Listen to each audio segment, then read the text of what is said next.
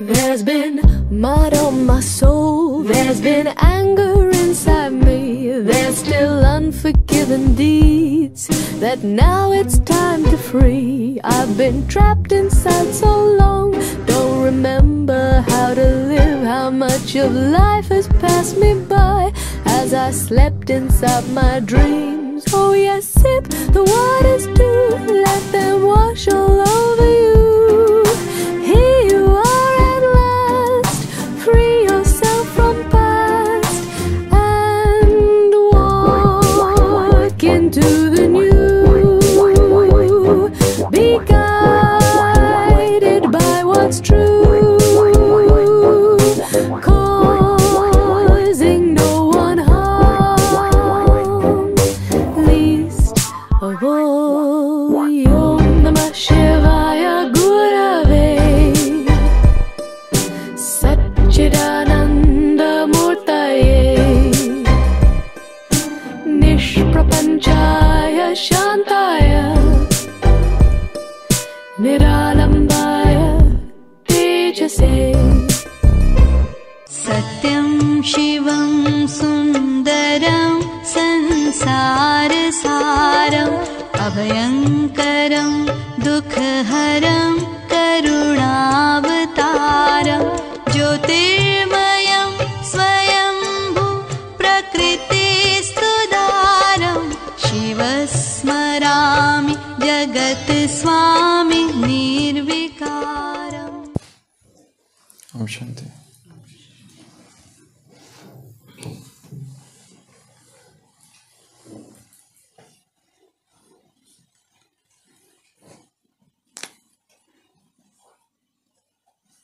The Vedic scriptures describe many deities,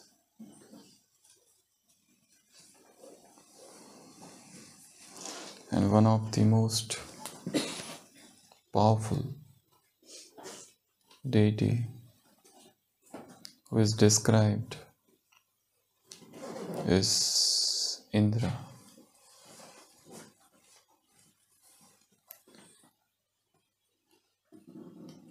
In the post-Vedic scriptures, it is shown that he loses his importance because in those periods there is prominence of other deities.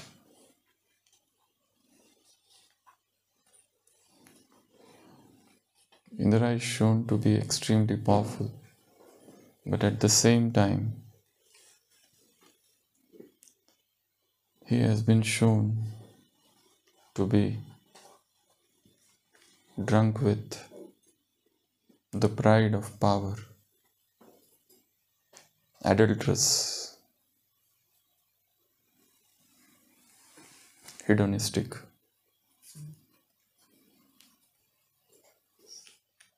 And most of the times he gets into trouble and he has to rush here and there.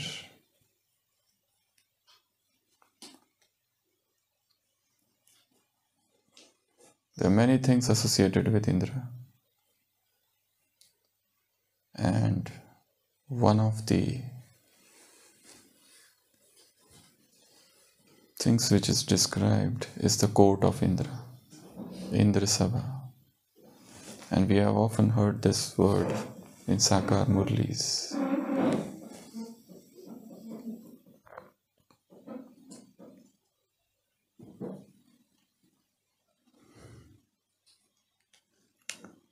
There is beautiful depiction of this court.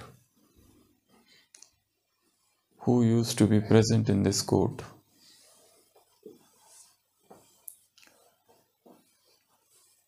Supernatural beings, rishis, sages, seers, celestial nymphs, apsaras, and so on. And this court is said to be extremely pure. No impure being can enter into this court. The celestial nymphs or apsaras are said to be extremely pure virgins. And Indra used to send them to earth to disrupt the penance of yogis. And as a result of that, many times those celestial nymphs had to become the target of curse. They would be cursed to become stones or some animal.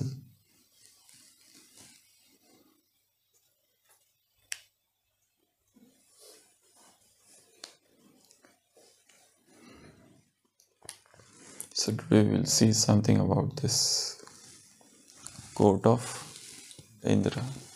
Indra is the god of rain, rainwater, war. He has a weapon called Vajra, thunderbolt with him. And many other things are shown.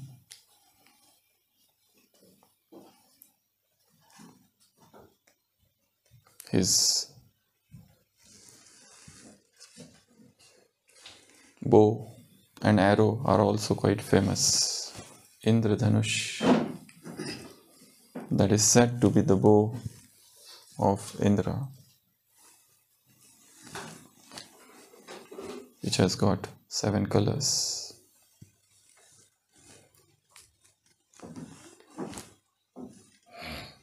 Cheers.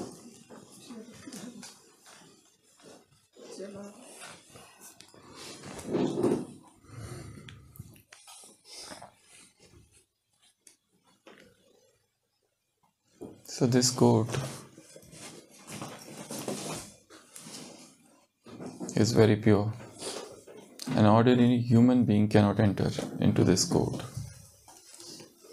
It is also shown in the scriptures that Indra is the king of heaven, and without his permission, nobody can enter the heaven.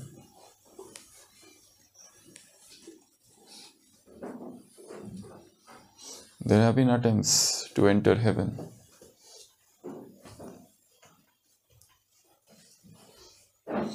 but when he doesn't permit, the result was disastrous. One of the examples is Trishankhu, who tried to enter the heaven but was thrown down, was hurled out of the heaven. So, in what context Baba uses this phrase, Indra Sabha? We all know that once there was a fairy. She brought a human being from the earth into this court, and all the other deities who were present there, they had a bad smell. Some person with vices has entered this court, and ultimately it was spotted that this fairy had brought a human being, and they both, the fairy and that human being, they both were thrown out of the heaven, and they both were cursed to become a stone. It's a mythological story, but symbolic of things happening in the confluence age. Baba says, Baba's house, Baba's home is Indra Sabha, and God is Indra himself. So no impure being can come into this court. Madhuban is the Indra Sabha. That's why there were strict jurisdiction. There were strict laws earlier.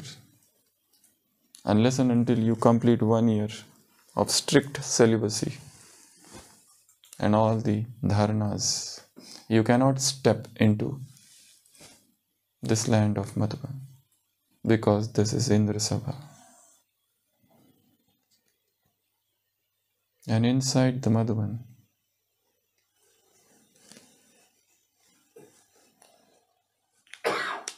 everything is the part of that court. Baba's hut is an Indra Sabha. No impure being can, should enter that place. Baba's room is an Indra Sabha. The history hall is an Indra Sabha. The Shanti Stambh, the Tower of Peace, is an Indra Sabha. So the criteria to enter the Indra Sabha is purity. Complete purity, utmost purity. Center, Madhuban is an Indra Sabha. The center, Baba's center, they are also Indra Sabha. First complete the course, start the dharnas, understand the dharnas, understand the depth of purity, and then enter this court. The subtle world is also an Indra Sabha. It's very pure. It's the land of angels. So that angelic land is also an Indra Sabha. Even if you want, even if you wish, you cannot enter it. Because the very criteria to enter the subtle world is the requirement of the subtle body. And you cannot experience subtle body without the power of brahmacharya.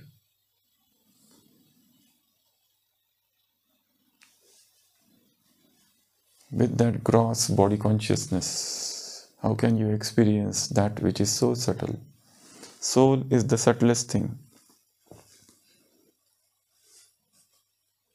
And purity is the part of that soul.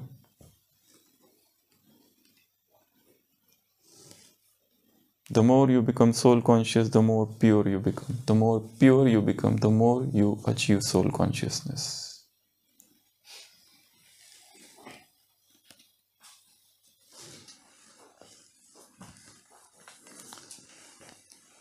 The supreme abode, Paramdham, is also Indra Sabha. That is the Indra Sabha of the highest order.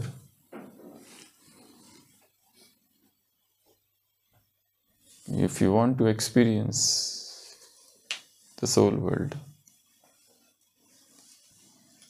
if you want to experience that super sensuous, that supernal, that super natural,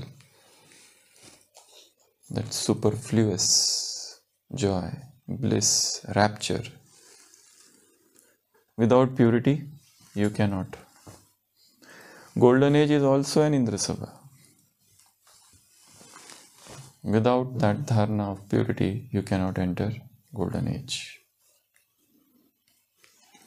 So Baba mentions Indra Sabha more in regards to Madhuban rather than all other things. The thing is, why this purity is so important? And what is this purity? Imagine a house. This is a house well furnished with furnitures. Windows are beautiful, curtains are beauteous. The walls are aristocratic.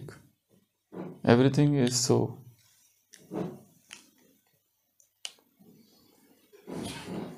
beautiful about this room. And then suddenly, one person comes into this room. He sits on the sofa. There is a dip and the creases are formed. There is another person who enters the room. He ons the music.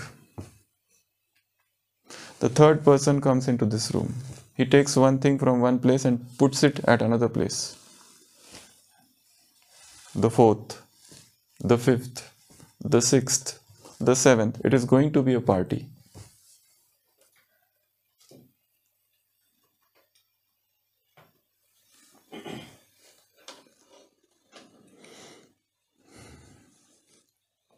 Things become scattered.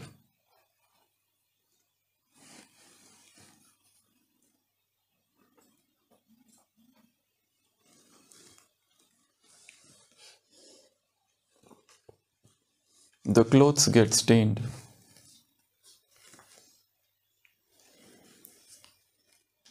The floor is no more clean.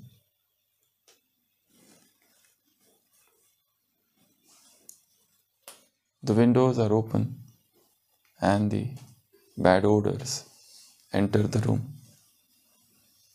The fan is on and things are flung here and there. It is a party. And then the hostess comes in. But it's too late. Her lack of vigilance has taken the toll. Everything has become disturbed. This is the story of purity. This is the story of purity. The soul comes on this planet Earth. It's very pure. Everything is so beautiful, so original, so pristine.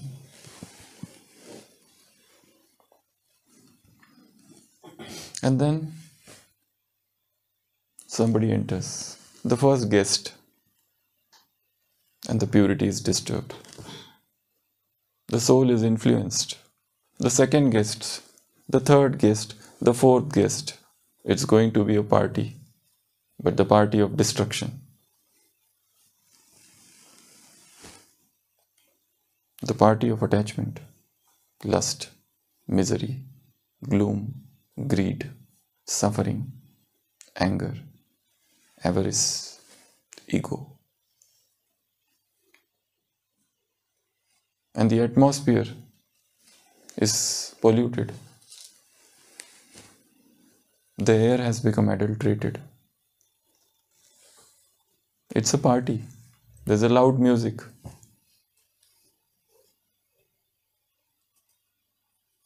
The melody is lost and replaced by cacophony,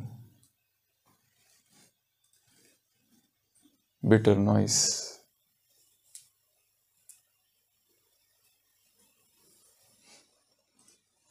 And this is the story of soul. And this is the story of invasion of Ravan. And this is the story of assault. Now, what is the treatment? How to restore the original purity? The treatment is invitation to the Supreme. The treatment is invite the Supreme Guest. He is the Supreme Cleaner. Invitation to the Supreme Strength. The Supreme Power enters the room and the cleaning work starts. The floor needs cleaning. The windows needs cleaning. The windows need cleaning. The walls need cleaning.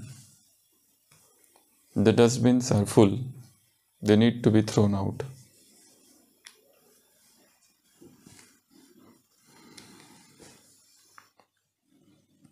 The basins are clogged. Plumber is needed.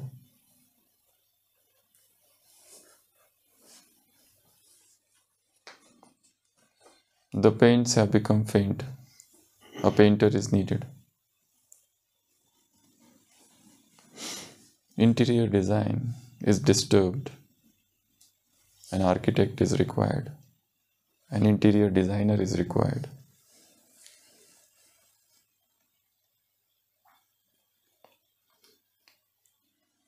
That is the story of purity.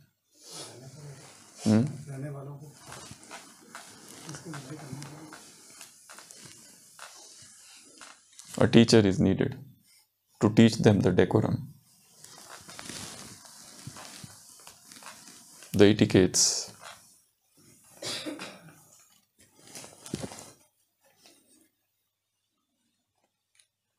the pure manner of living. So when God enters our lives, He is the ocean of purity. He teaches us the chapters of purity. Chapter 1, purity of body. Chapter 2, purity of mind. Chapter 3, purity of heart. Chapter 4, purity of relationship. Last Sunday's Murli. Cleanliness.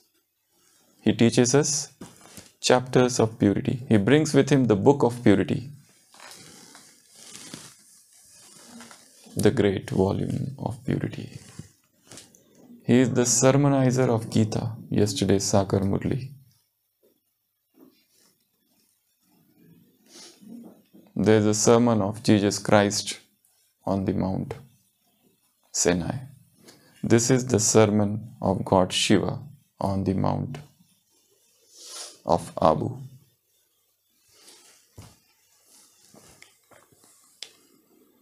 So the book of purity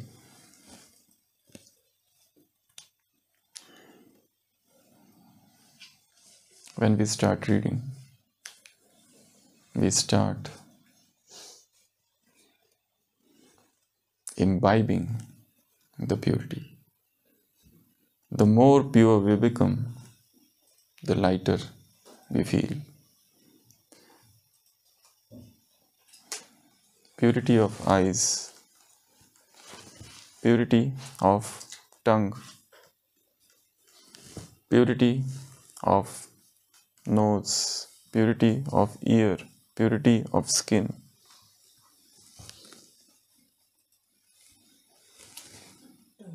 Eyes or the sight is purified with soul consciousness. Tongue is purified. It goes beyond the captivity of taste. Tongue has been in hostage.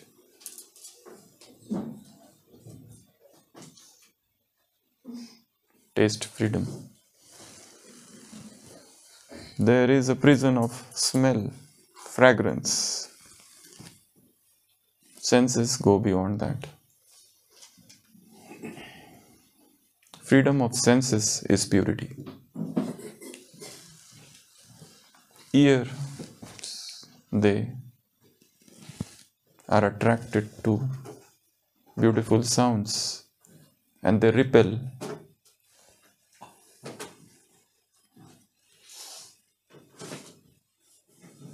unmelodious sounds. There is equanimity. Skin is unirritated, unexcited, unagitated, unaroused by touch.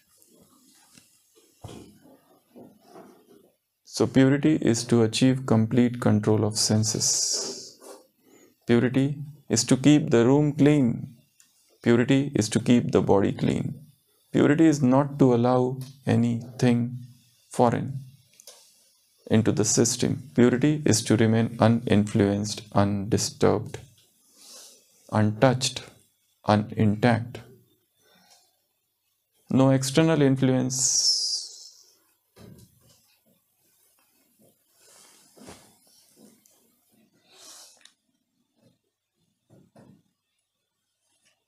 disturbs my concentration.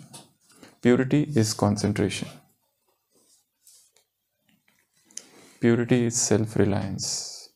Purity is self-sovereignty. Purity is absolute self-control.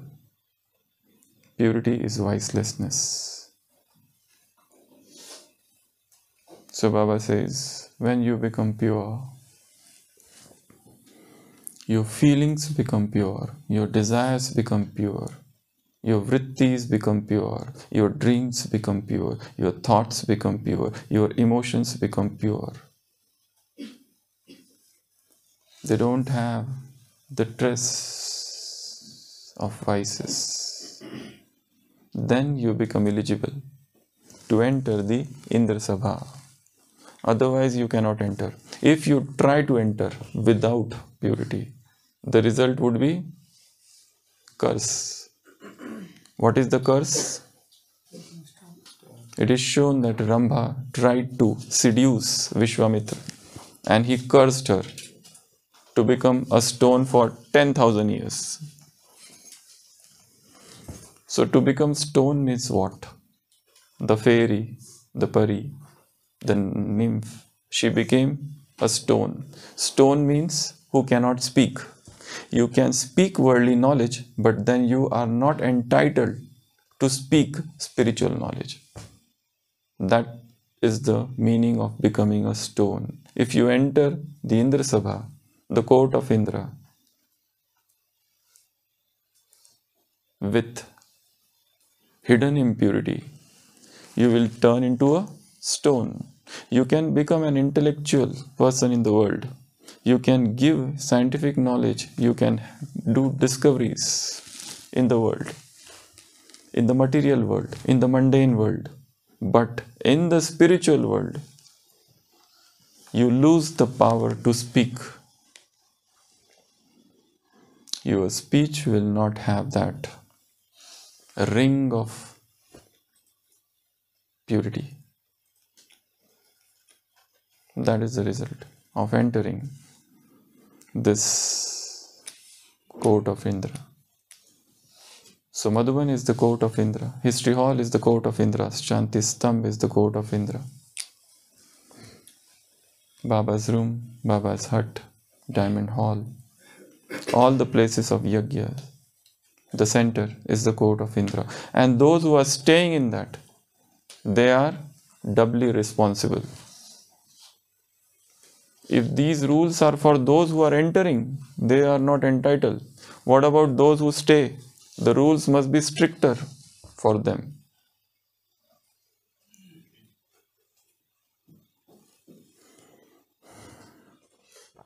So extreme purity, the intense love for purity. In yesterday's Murli, there was one statement. Kumari says, yesterday's Sakar Murli, one Kumari says, I will not marry.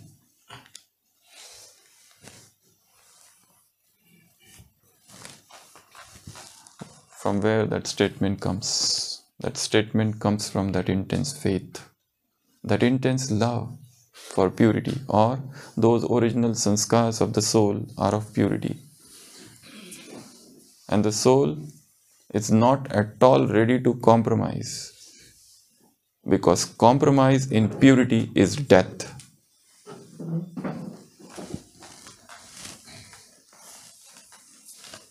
Compromise in purity is death. So be pure and enter the court of Indra. You will be welcomed by God Himself. He is standing at the door with a garland in His hand. So also the gates of Madhuban. With purity will come confidence. Purity is confidence. When you are impure, there are doubts. When you are impure, there is suspicion. When there is impurity, there is fear. When there is impurity, there is insecurity. You feel defenseless, armless. And with purity, you become almighty authority, almost very powerful. So purity is strength. Purity is courage. Purity is fearlessness. Purity is intrepid nature. Purity is the supreme power.